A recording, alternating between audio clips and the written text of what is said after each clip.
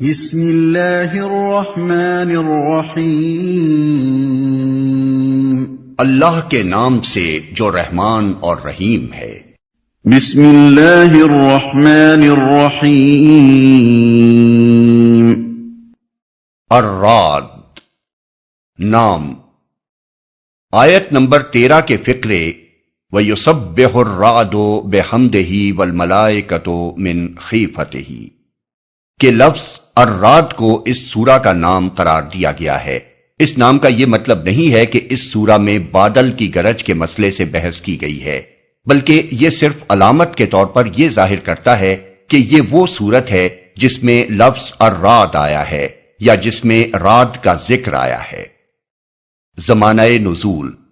رکوع 4 اور رکوع 6 کے مضامین شہادت دیتے ہیں کہ یہ سورت بھی اسی دور کی ہے جس میں سورہ یونس، ہود اور اعراف نازل ہوئی ہیں، یعنی زمانہ قیام مکہ کا آخری دور۔ انداز بیان سے صاف ظاہر ہو رہا ہے کہ نبی صلی اللہ علیہ وسلم کو اسلام کی دعوت دیتے ہوئے ایک مدت دراز گزر چکی ہے۔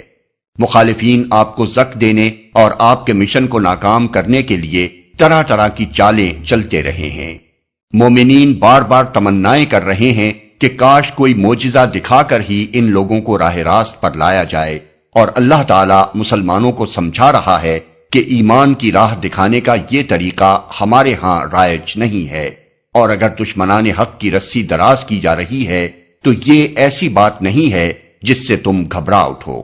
پھر آیت 31 سے یہ بھی معلوم ہوتا ہے کہ بار بار کفار کی ہٹ دھرمی کا ایسا مظاہرہ ہو چکا ہے جس کے بعد یہ کہنا بالکل بجا معلوم ہوتا ہے کہ اگر قبروں سے مردے بھی اٹھ کر آ جائیں تو یہ لوگ نہ مانیں گے، بلکہ اس واقعے کی بھی کوئی نہ کوئی تعویل کر ڈالیں گے۔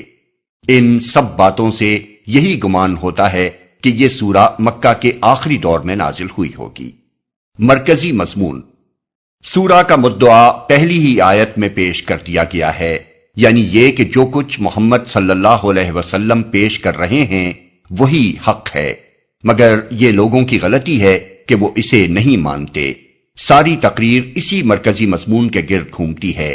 اس سلسلے میں بار بار مختلف طریقوں سے توحید، معاد اور رسالت کی حقانیت ثابت کی گئی ہے۔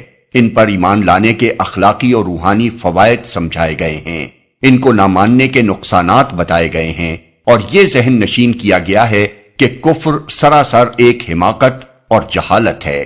پھر چونکہ اس سارے بیان کا مقصد محض دماغوں کو مطمئن کرنا ہی نہیں، دلوں کو ایمان کی طرف کھینچنا بھی ہے، اس لیے نرے منطقی استدلال سے کام نہیں لیا گیا ہے، بلکہ ایک ایک دلیل اور ایک ایک شہادت کو پیش کرنے کے بعد ٹھہر کر طرح طرح سے تخویف، ترغیب، ترغیب اور مشفقانہ تلقین کی گئی ہے تاکہ نادان لوگ اپنی گمراہانہ ہٹ دھرمی سے باز آ جائیں۔